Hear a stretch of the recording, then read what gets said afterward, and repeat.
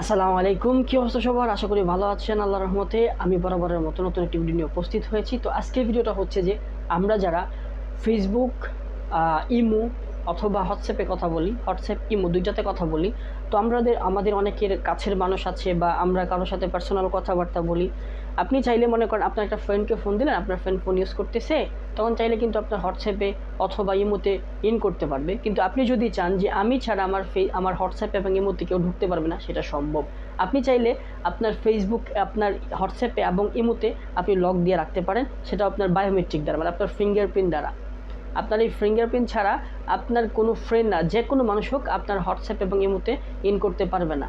কারণ আমরা অনেক সময় অনেকের সাথে একটু কথাবার্তা বলি, টুকটাক একটু রোমান্টিকতা করে থাকি, যাদের প্রিয় মানুষ আছে তাদের জন্য সেফটি। তো আশা করি আপনাদের ভিডিওটা কাজে লাগবে।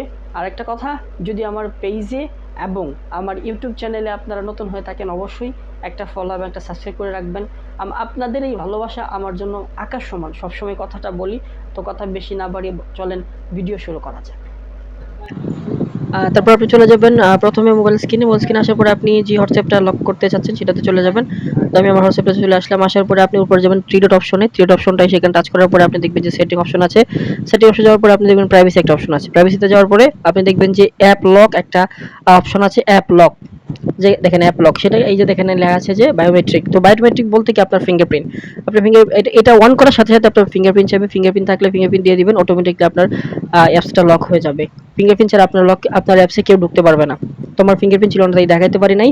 তারপরে আপনি যদি ইমোতে করতে চান, আপনি যে ইমোটা করতেছেন সেই ইমোটা লগ ইন করবেন বা আপনি ওই ইমোতে ঢুকবেন।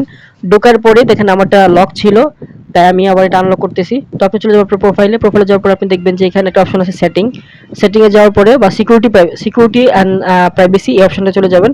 এখানে যাওয়ার পর দেখবেন পাসকোড লক একটা অপশন আছে। যেহেতু আমারটা করা ছিল আমাকে ডিসেবল করতে হবে। তো এখানে আগে আমার যে আগের পাসওয়ার্ডটা ছিল দিয়ে দিলাম। এবং নতুন করে করতে গেলে আপনি চলে যাবেন এখন পাসকোড লকে যাওয়ার পরে আপনি চারটা পাসওয়ার্ড দিবেন। ইনেবল দেওয়ার পরে চারটা পাসওয়ার্ড যে কোনো আপনার মন খুশি, আমি 1122 দিয়ে করলাম। পাসওয়ার্ডটা দুইবার দিবেন, একবার এবং আরেকবার দেওয়ার পরে আপনার এটা দেখবেন হয়ে গেছে। আপনি পরবর্তীতে ট্রাই করবেন, দেখবেন যে আপনারটা লক হয়ে গেছে। এখানে একটা জিনিস খেয়াল করবেন যে অটো লক কয় মিনিট পরে হবে, 5 মিনিট, 10 মিনিট, 1 মিনিট। আমারটা 1 মিনিট পরে চাই, তো 1 মিনিট আমি দিয়ে দিলাম। আশা করি বুঝতে পারছেন। ভালো থাকবেন, সুস্থ থাকবেন।